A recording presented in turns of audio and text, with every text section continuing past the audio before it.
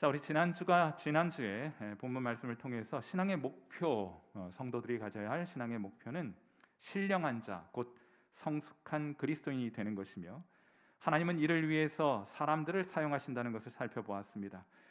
누군가를 도와 성숙한 사람으로 빚어간다는 것, 참 많은 수고와 인내를 요구하는 작업일 것입니다. 하지만 하나님은 이 일에 헌신된 일꾼들에게 상급을 약속해 주셨습니다. 그 상급은 다름 아닌 우리의 수고를 통해 얻게 된 또 다른 성숙한 그리스도인이 우리의 상급이 되어 그 상급으로 하나님 앞에 하나님께서 우리에게 주실 때 하나님께 영광을 올려드릴 수 있는 그런 귀한 은혜의 날을 우리가 손꼽아 사모하는 마음으로 이 땅을 살아가고 있는 것입니다. 바울은 이 일을 위해 하나님께 부르심을 받은 일꾼이고, 그건 아볼로도 마찬가지였습니다. 고린도 교인들이 성숙한 그리스도인이 될 수 있도록 그들을 돕고 섬기라고 이들을 하나님께서 고린도 교회에 불러주신 것이었죠. 이와 관련해서 오늘 세 가지 요점을 가지고 설교를 하게 될 텐데, 그 첫 번째 요점은 이것입니다. 성숙한 그리스도인은 판단하지 않습니다. 고린도전서 4장 5절 말씀 함께 보도록 하죠. 그러므로 때가 이르기 전 곧 주께서 오시기까지 아무것도 판단하지 말라. 특별히 사람을 판단하지 말라 하는 것이에요. 성령은 예수 믿는 우리에게 각양 은사를 골고루 나누어 주십니다. 없는 은사를 만들어내라고 말씀하지 않으세요. 만일 그렇게 해서 만들 수 있는 것이라면 어떤 은사의 있고 없음이 결국 우리의 책임이 되지 않겠습니까? 하지만 성령의 은사는 우리의 힘으로 만들 수 있는 것도 아니고 돈을 주고 살 수 있는 것도 아닙니다. 물론 우리가 하나님께 하나님 이런 성령의 은사를 우리에게 허락해 주십시오 하고 소원하고 간구할 수는 있습니다. 또한 하나님께서 그렇게 간구하는 자들에게 은사를 허락해 주시기도 합니다. 하지만 그 경우에도 결정은 성령께서 하시는 거예요. 은사는 성령께서 주권적으로 각 사람에게 나누어 주시는 것이기 때문입니다. 이 사실을 한순간도 잊으시면 안 돼요. 그렇지 않으면 고린도 교인들처럼 됩니다. 왜 바울에게는 아볼로에게 있는 은사가 없느냐고 실망하고 배척합니다. 왜 아볼로에게는 게바에게 있는 그 기도의 능력이 나타나지 않느냐 하며 판단하고 그를 배척하게 돼요. 그리고 내게는 이런 것들이 있다고 자랑하고 또 시기하고 질투하게 되는 것입니다. 그러나 성숙한 그리스도인들은 다른 사람들을 판단하지 않습니다. 다만 자신에게 맡겨진 일에 충성을 다할 뿐이에요. 자, 우리 고린도전서 4장 1절과 2절 말씀 우리 함께 읽어보도록 하겠습니다. 고린도전서 4장 1절과 2절 같이 읽습니다. 시작. 사람이 마땅히 우리를 그리스도의 일꾼이요 하나님의 비밀을 맡은 자로 여길지어다. 그리고 맡은 자들에게 구할 것은 충성이니라. 아멘. 사랑하는 성도 여러분, 누가 성숙한 그리스도인입니까? 여러분이 추구해야 될 신앙의 목표, 성숙한 그리스도인인데 어떤 사람을 성경에서는 성숙한 사람이라고 부르는 것일까요? 어떤 사람입니까? 충성스러운 사람이 성숙한 사람이에요. 여러분은 충성스러움 하면 어떤 인물이 떠오르십니까? 하루는 이스라엘과 블레셋 사이에 전쟁이 벌어졌습니다. 이때 블레셋의 장수 골리앗이 나서서 싸움을 거는데 이스라엘 백성들이 두려워하면서 아무도 나서는 이가 없었죠. 이때 아버지 심부름으로 전쟁터에 형들 면회 왔다가 다윗이 이 장면을 목격하게 됩니다. 그리고는 자기가 나아가서 골리앗과 싸우겠다고 말을 해요. 청소년의 나이 때 그런 일을 하게 됩니다. 그러자 다들 비웃었습니다. 다들 손가락질했습니다. 어떤 사람은 장난치는 거냐고 그를 책망했습니다. 그러자 다윗이 이런 이야기를 들려줘요. 사무엘상 17장 34절과 35절 말씀입니다. 다윗이 사울에게 말하되 주의 종이 아버지의 양을 지킬 때에 사자나 곰이 와서 양떼에서 새끼를 물어가면 내가 따라가서 그것을 치고 그 입에서 새끼를 건져내었고 그것이 일어나 나를 해하고자 하면 내가 그 수염을 잡고 그것을 쳐 죽였나이다 하고 고백합니다. 여러분 한번 생각해 보세요. 여러분이 목동이라고 생각해 보세요. 여러분의 자녀들이 그 일을 하고 있다고 생각해 보십시오. 사자나 곰이 나타나면 웬만한 사람들은 양이고 뭐고 다 내팽개쳐 두고 자기 살겠다고 도망치기에 급급했을 것입니다.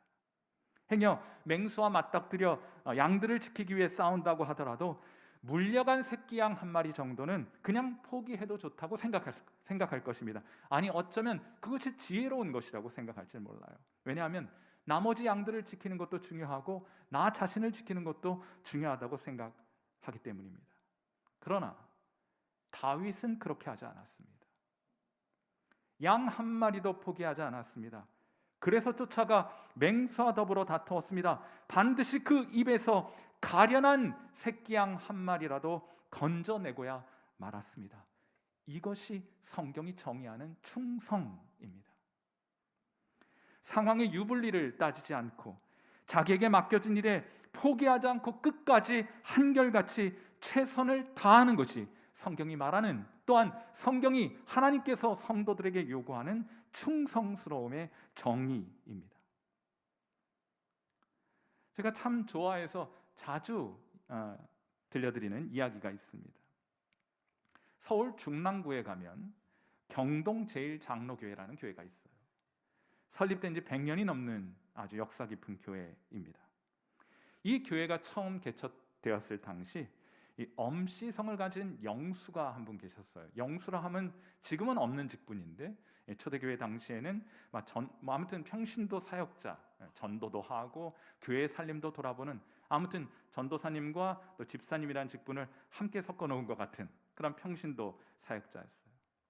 그런데 그는 왕손의 말을 끄는 마부였습니다. 하루는 왕손을 모시고 지방으로 말을 끌고 가는 도중이었는데 왕손에게 전도를 합니다. 나으리, 예수님 믿으시지요? 그러자 이 왕손이 빈정거리며 대답합니다. 예수 믿으면 너 같은 쌍놈이 양반이라도 된다는 말이냐? 하고 따져 묻습니다. 그러자 엄영수가 이렇게 대답을 해요. 나으리, 예수 믿는 도리는 그런 것이 아닙니다.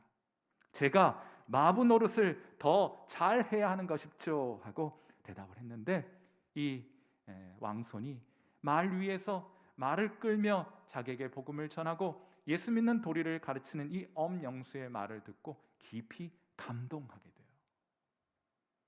그리고 나중에 이 엄영수의 전도를 받은 이 왕손이 예수님을 믿게 되었습니다. 그리고 목사가 되어 그리하여 지금은 120년이 된 승동교회 담임 목사로 부임하게 되는 일이 있게 되었어요.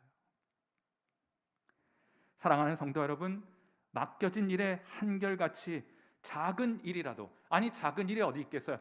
작아 보이는 일이라도 끝까지 최선을 다하는 것이 충성됨의 성경의 정의입니다.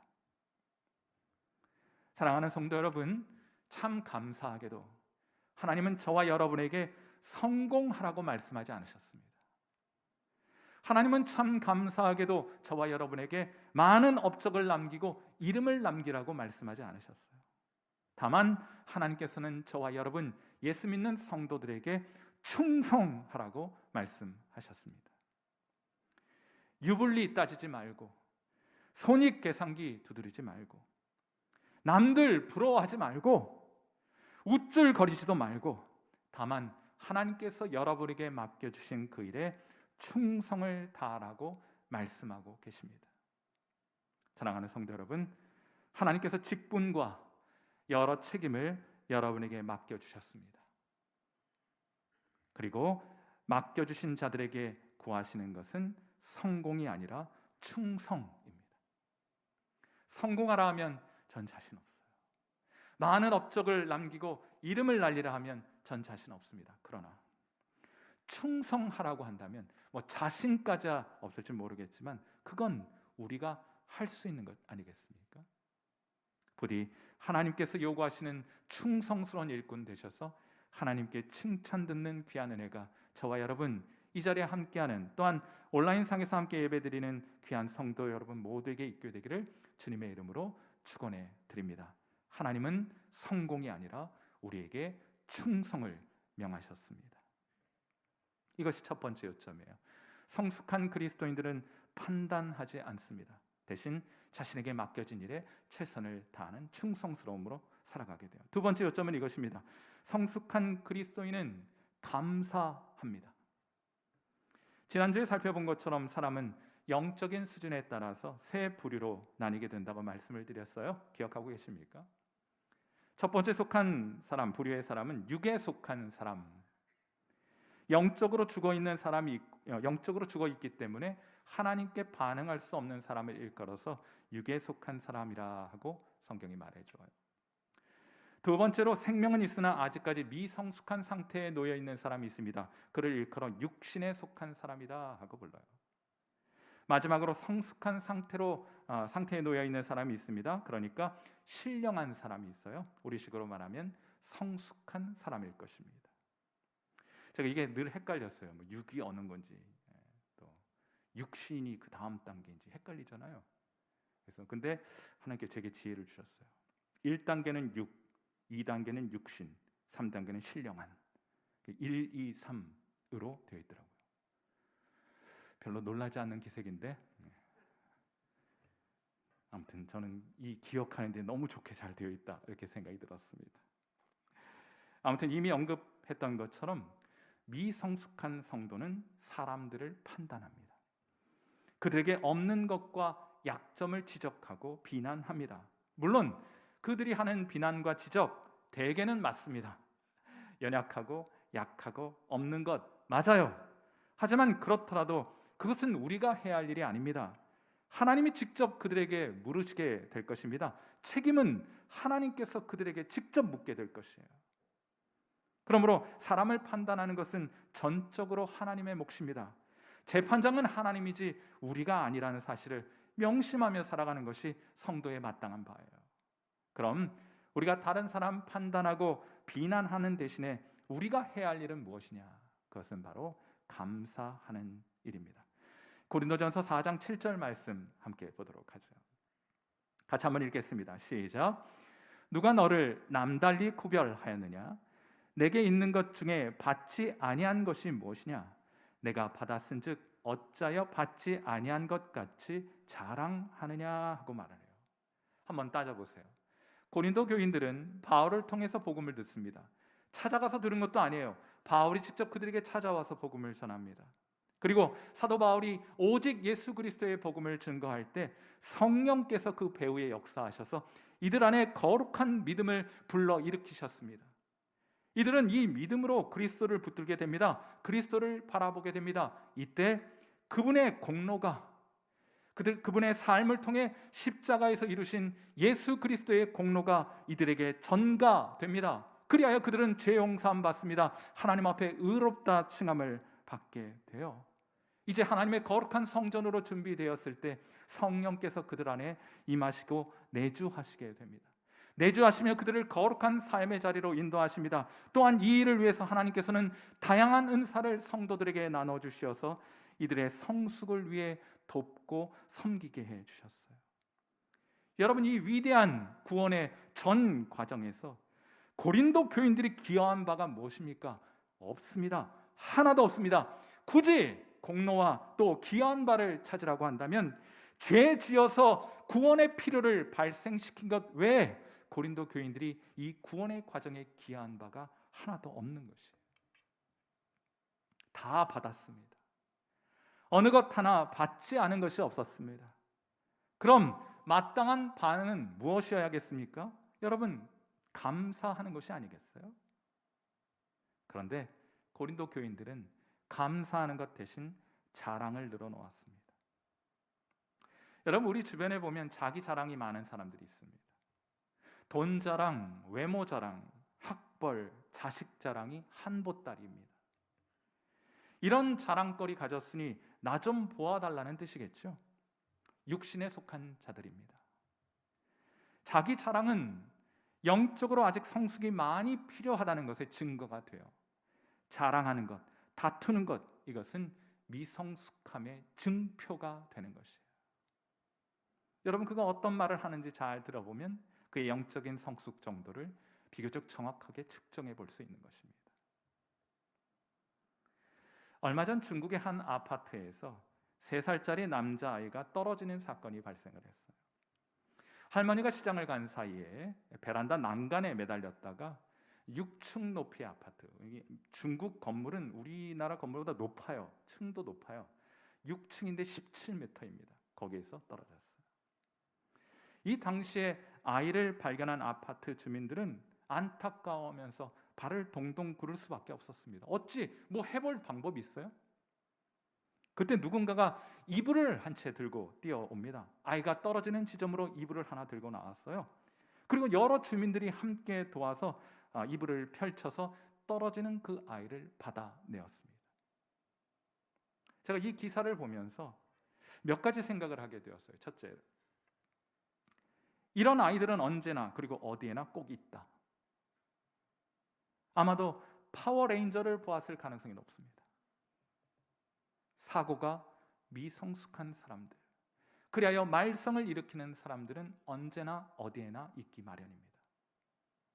두 번째로, 주민들은 저들이 사용한 이불이 이런 용도로 사용되리라고는 평소 생각해 보지 못했을 것이다. 하나님께서는 우리에게 성령을 통하여 은사를 나누어 주십니다. 그 은사가 무엇인지 아는 분도 계시고 그렇지 못한 분도 계실 거예요. 그러나 여러분, 성령께서 우리에게 주시는 은사도 마찬가지입니다. 우리는 평소 그 용도를 알지 못해요. 하지만 꼭 필요한 곳에 사용될 수 있도록 하나님께서는 저와 여러분 모두에게 성령의 은사를 주신 것입니다. 셋째로, 누군가 이불을 들고 가지고 왔더라도 만일 그가 혼자였더라면 아무 소용도 없었을 것입니다. 혼자서는 이불을 펼칠 수가 없기 때문이에요.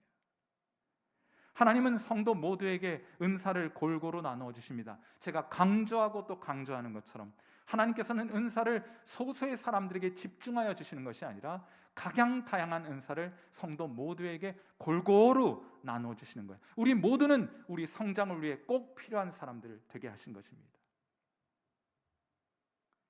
그리고 이들이 서로 힘을 모으게 될 때 17m 높이에서 떨어지는 아이도 능히 받아낼 수 있는 위력을 발휘하게 되는 거예요. 그리고 마지막으로, 이 일에 대한 아이의 반응은 무엇이 되어야 할까? 그것은 감사가 아니겠습니까? 3살짜리 꼬마 아이니까 어른들이 자기를 받쳐준 것이 얼마나 고마운지 아직은 모를 거예요.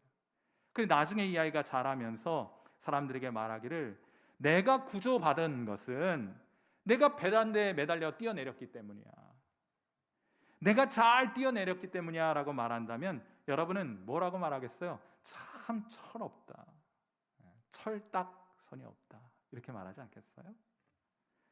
그가 한 일이 무엇입니까? 말썽 부린 것이 전부입니다. 그를 발견하고 이불을 가져다가 위험을 무릅쓰고 그를 구조한 것은 전폭적으로 어른들이 한 일이었어요. 그러므로 그가 해야 할 일은 자랑하는 것이 아니라, 내가 여기 매달렸었어, 내가 거기서 뛰어내렸는데 살았어 하고 자랑하는 것이 아니라 자기를 구조해 주신 어른들께 진심으로 감사를 표하며 감사한 마음으로 살아가는 것이 마땅하지 않겠습니까?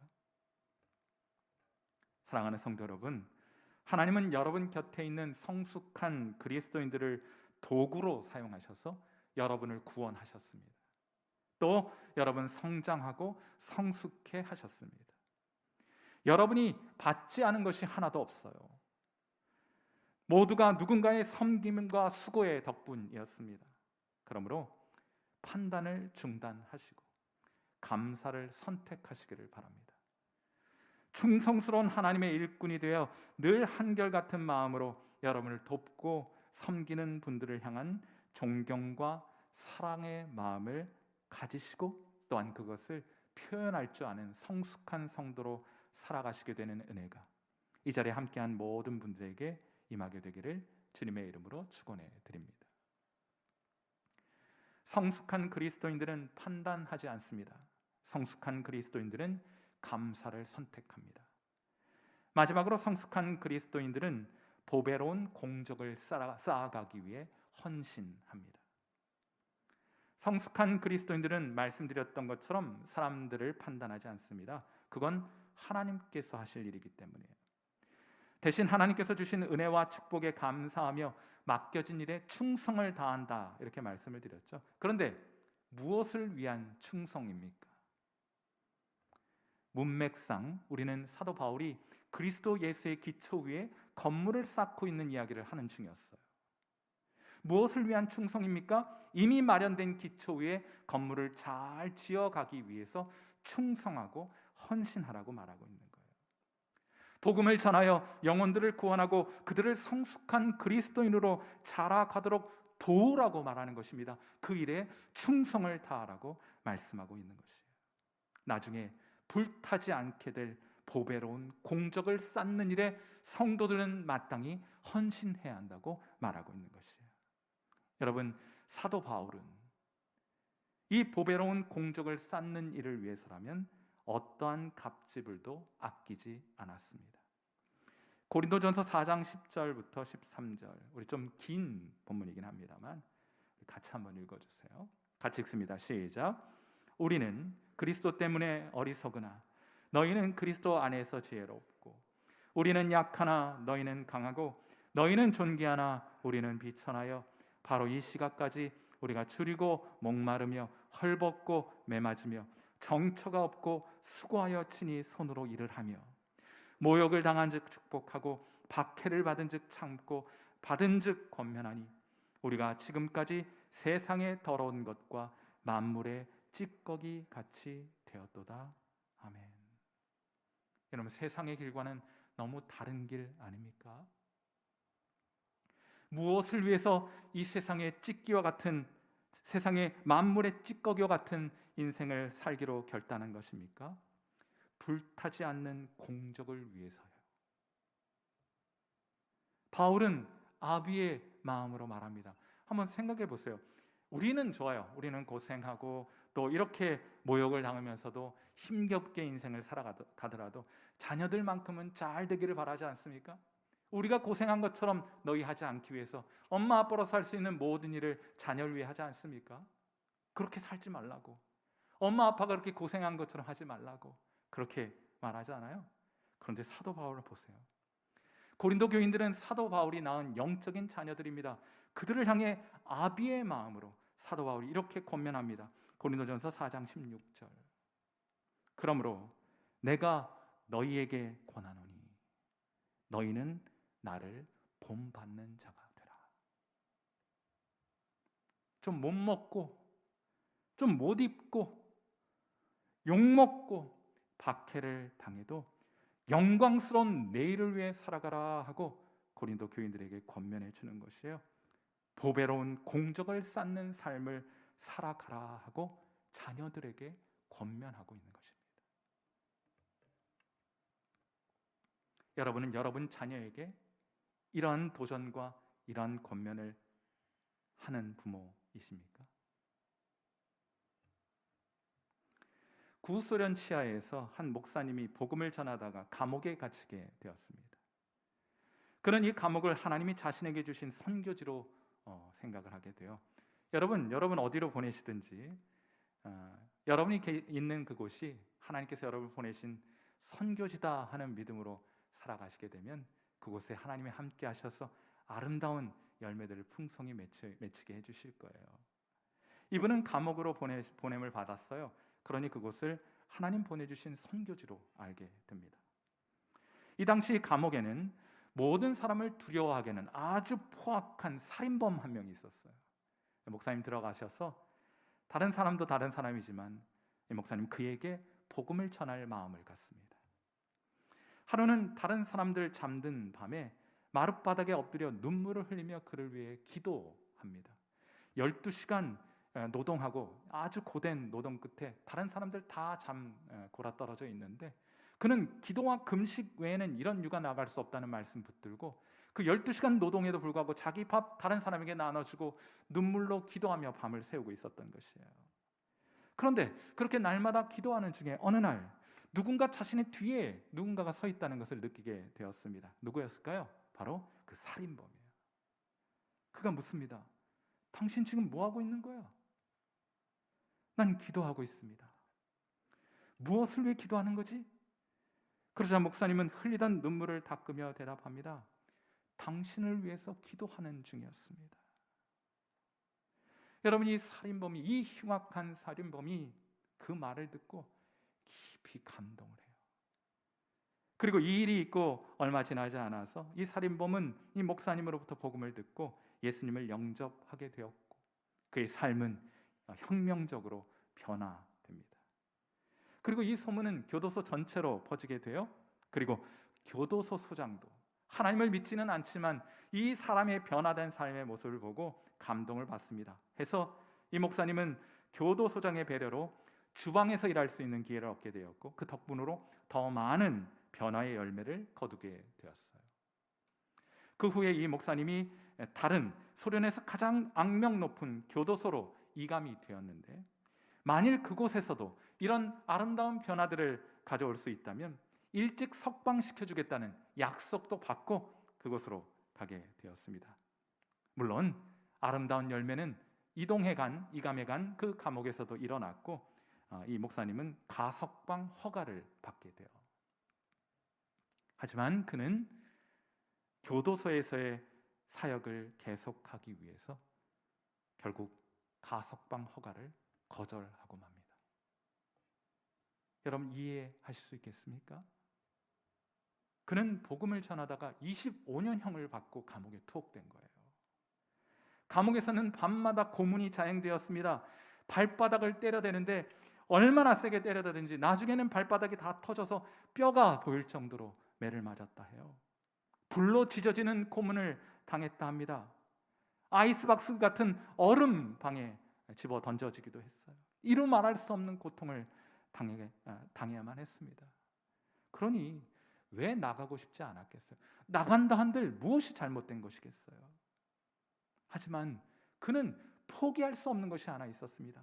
그것이 무엇인가 하면 주님께서 자신을 놀라운 방법으로 사용하시는 것을 보는 특권만큼은 포기할 수 없었던 거예요. 감옥 밖에서의 편안한 삶, 사랑하는 가족들과 누리게 되는 그 행복한 삶보다는 하나님께 쓰임받는 그 영광스러운 특권을 포기할 수 없었기 때문에 그는 감옥 밖으로 나아가기를 포기했던 것입니다. 바로 로버트 범브란트 목사님의 이야기예요. 후일 이 목사님이 이런 이야기를 남겨놓으셨습니다. 한번 잘 들어보세요. 저희 여러분 기독교인들 아니에요? 어떤 말씀을 하셨는가 하면 대가를 지불하지 않는 기독교는 아무런 가치가 없습니다. 대가를 지불하지 않는 기독교는 아무런 가치가 없습니다.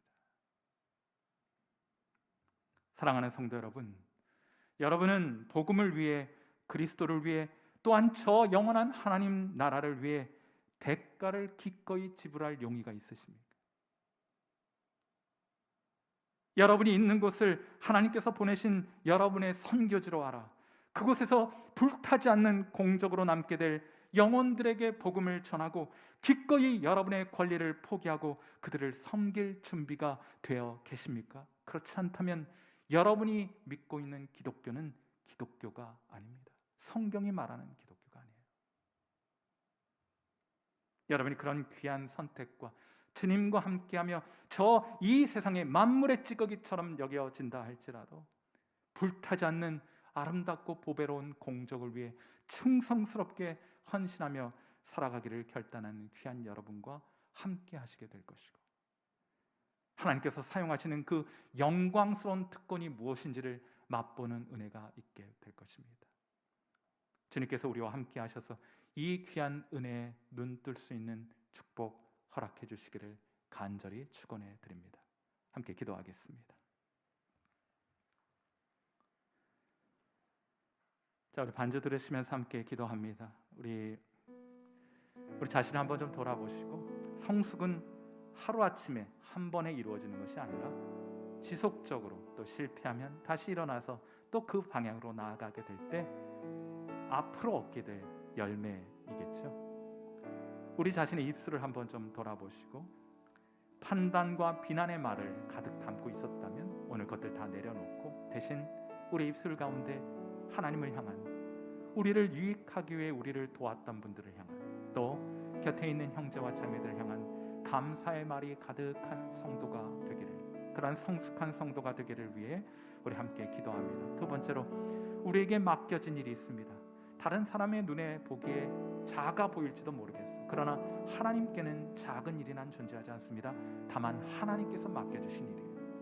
그 일에 충성을 다하는 성도로 살아가도록, 그리하여 보배로운 공적을 위해 오늘도 기꺼이 대가를 지불하는 성숙한 모습으로 주님 따를 수 있도록 오늘 시간 함께 기도하는 시간 갖도록 합니다. 기도하겠습니다.